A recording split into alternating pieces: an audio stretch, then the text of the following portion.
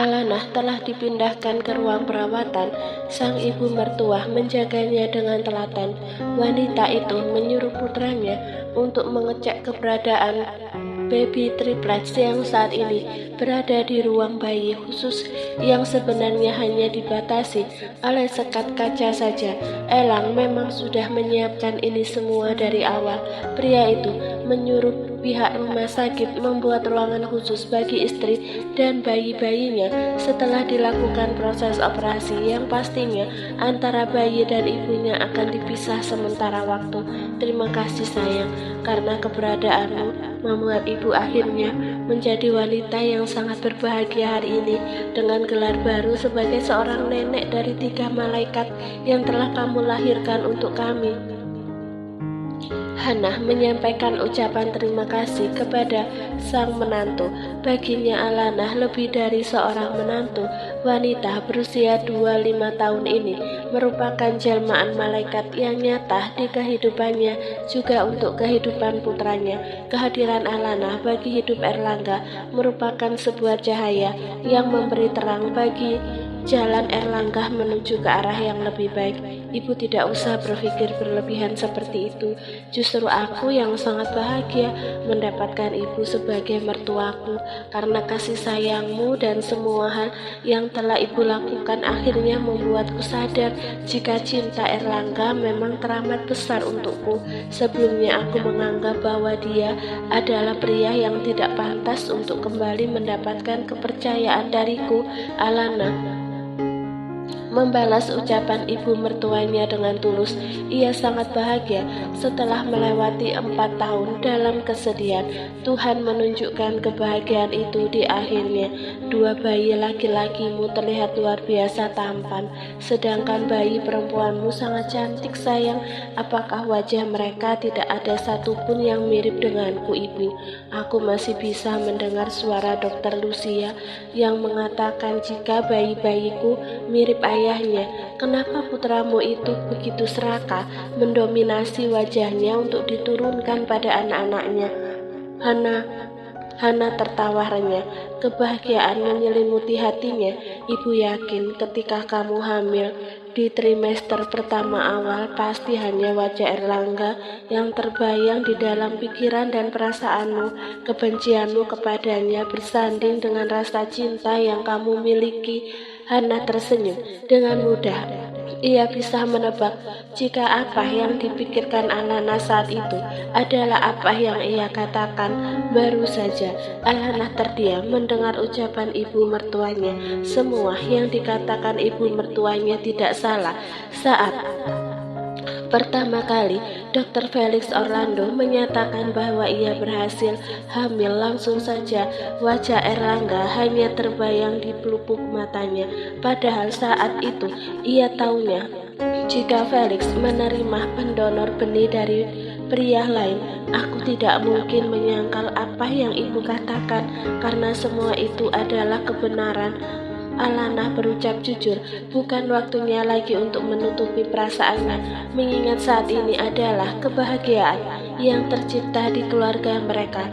Meskipun wajah mereka semua mirip dengan Erlangga, semoga saja mereka tidak mewarisi sifat ayahnya. Kekhawatiran itu memang nyata, mengingat masa lalu Elang yang penuh noda. Hana khawatir jika hukum karma itu masih berlaku dan itu dialami ketiga cucunya. Tidak ibu, Erlangga adalah pria yang sangat baik. Dia pria yang bertanggung jawab. Tuhan tidak akan sejahat itu menghukum masa lalunya.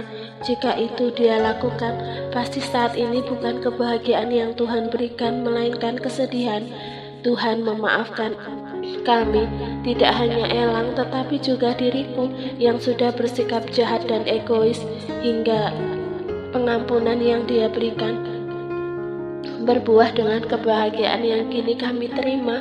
Untuk kesekian kalinya, Hana merasa takjub dengan pemikiran sang menantu.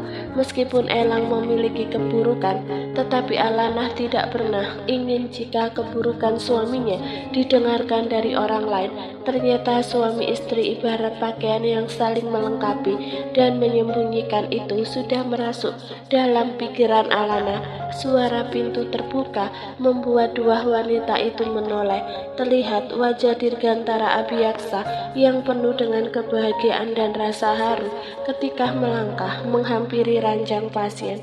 Alana sendiri berkaca-kaca menatap kehadiran sang ayah. Sejujurnya sejak tadi kehadiran pria ini sangat ia tunggu. Anakku, ayah sangat bahagia karena kamu berhasil menjadi seorang ibu dan memberikan 3 cucu sekaligus untuk ayah. Tadi ayah sudah sempat melihat ke kamar sebelah dan melihat betapa menakjubkan cucu-cucu ayah. Mereka semua sangat tampan dan juga cantik. Keharuan itu akhirnya terbayar lunas ketika Dirgantara memeluk erat tubuh sang putri untuk menyalurkan rasa bahagia. Masih sedikit ada rasa sesal di dalam hati, tetapi pria itu yakin seiring berjalannya waktu, semua rasa sesal itu perlahan akan menghilang dengan sendirinya. Hana yang ingin memberikan privasi antara Alana dan ayahnya memilih untuk keluar dari kamar dan bergegas ke kamar sebelah melihat cucu-cucunya. Di mana Milea ayah? Dengan siapa ia di rumah? Bukankah aku sudah mengatakan untuk mengajak Milea ke rumah sakit? Sebenarnya Alana merindukan sang keponakan. Gadis kecil itu yang sangat menggemaskan itu membuat hati Alana iba tiap kali menatapnya. Seharusnya di usianya yang masih sangat kecil, Milea bisa mendapatkan kasih sayang lengkap orang tua kandungnya. Tetapi nyatanya Andrea begitu tega dengan putrinya sendiri. Kabar terakhir yang ia dengar saat ini, Andrea berada di Singapura, tinggal bersama kekasihnya tanpa ikatan pernikahan. Dia sedang berada di rumah bersama baby sisternya. Setelah kondisimu pulih dan bayi-bayimu bisa diajak pulang, ayah tentu akan mengajak Milea untuk melihat adiknya. Apakah ayah tidak ingin mengajak Andrea pulang atau memaksa pria yang menjadi kekasihnya untuk menikahi Andrea ya? Karena bagaimanapun Andrea adalah tanggung jawab ayah. Ketika ia belum menikah, memiliki saudara yang hidupnya mengalami kehancuran adalah beban tersendiri untuk Alana. Apalagi wanita itu tahu jika ayahnya juga memikirkan Andrea. Meskipun bibirnya berucap tidak peduli lagi, Alana sempat memergoki ayahnya menangis menatap foto Andrea ketika dirinya dan Elang berkunjung ke rumah. Sejatinya tidak ada orang tua yang benar-benar tega terhadap anaknya. Ayah tidak tahu nak, dia sudah lama tidak menghubungi ayah lagi, bahkan tidak pernah menanyakan Milea. Sama halnya dengan Arumi yang setelah menikah tidak pernah datang menengok Milea. Sejujurnya ayah masih berharap jika pikiran Andrea terbuka bisa ingat anaknya. Milea merindukannya. Alana bisa merasakan kesedihan itu, kesedihan yang memancar di wajah tua ayahnya, tetapi ia tidak mungkin bisa memaksa keadaan. Elang pernah ia mintai bantuan agar memaksa kekasih Andrea untuk menikahi Andrea, tetapi kemarahan Elang untuk Andrea berada di level atas, tidak bisa dikembalikan lagi menjadi lebih baik. Sementara itu di sebelah ruangan tempat Alana dirawat, Elang dan ibunya masih begitu takjub melihat 3 sosok mungil yang berada dalam 3 buah inkubator. Ibu tidak bisa membedakan yang mana yang Frederick dan mana yang Vendors.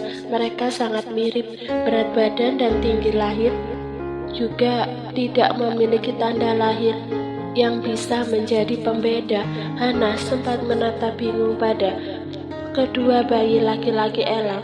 Dari segi wajah mereka memang tidak memiliki perbedaan, tetapi ada satu bayi laki-laki yang sejak tadi terlihat lebih aktif.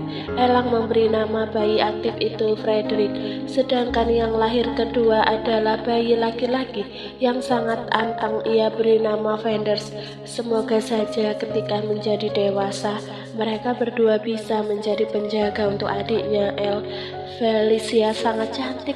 Ibu yakin ketika dewasa nanti akan ada banyak pria yang mengejarnya seperti ibu dulu. Hana tersenyum.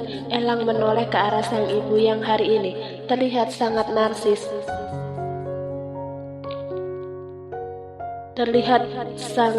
Setelah memiliki gelar baru sebagai nenek. Tapi biar saja, bagi Elang yang terpenting adalah melihat wanita itu bahagia. Itu sudah cukup. Saya akan menjadi pelindung untuk bayi Felicia, Nyonya Bos. Jangan khawatir, tidak akan saya biarkan Nona Felicia didekati oleh pria, kecuali anak saya pastinya, sahutan seseorang yang sangat ia kenal, membuat Elang memasang ekspresi kesal. Alexander, pria yang sudah memproklamirkan diri sebagai besannya di masa depan. Aku ayahnya.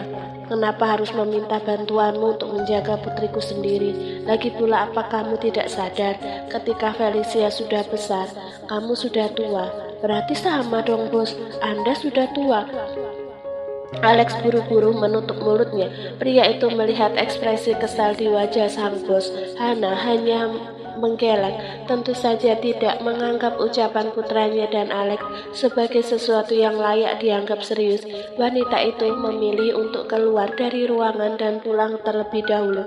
Putriku tidak akan menikah dengan pria yang usianya lebih muda darinya. Elang berusaha untuk memberikan Alex pengertian. Sebenarnya pria itu juga sedikit khawatir jika apa yang dikatakan Alex benar-benar direalisasikan. Hanya saja tidak ingin membuat Alana bertambah khawatir ketika tahu dirinya memikirkan hal tidak penting itu. Jangan khawatir bos, meskipun putraku nanti lebih muda beberapa bulan dari Nona Felicia, tetapi saya akan mendidiknya sejak dini, melatihnya menjadi penembak jitu, pemain pedang yang handal, juga mendidiknya dengan ilmu menaklukkan wanita. Di akhir kalimatnya, Alex tersenyum lebar melihat ekspresi kesal di wajah Erlangga. Dasar sinting, jangan memaksa anakmu menyukai sesuatu yang menjadi ambisimu, Lex. Sialan, apa yang kau katakan itu membuatku pusing. Tentu saja saya tidak sejahat itu pada anak sendiri, bos. Hanya saja mengarahkan agar dia nantinya menandai Nona Felicia sejak awal. Tidak salah, bukan? Alexander mengedipkan mata. Pria itu seakan ingin menggoda sang bos. Kapan lagi memiliki kesempatan seperti itu? Tetapi meskipun niatnya hanya bercanda, Alex tahu jika keinginannya menjadi besan seorang Erlangga memang menjadi rencananya sejak awal, dan omongan Felix Orlando yang begitu percaya diri bisa menjadi besan Elang makin membuatnya terpacu untuk mewujudkan keinginan itu. Di dunia ini tidak ada salahnya berjuang demi sebuah tujuan. Soal hasil akhir, biarlah Tuhan yang menjadi penentu. Lagi pula, dia dan Felix sudah berjanji akan bersaing dengan sehat, entah di kemudian hari. Rencana ini hanya sebatas rencana atau mungkin terrealisasi. Biarlah waktu yang akan menjawab semuanya. Yang jelas, pria itu sangat bahagia melihat Erlangga menemukan kebahagiaan besar hari ini. Sumpah setianya untuk mengawal kebahagiaan Elang telah terwujud.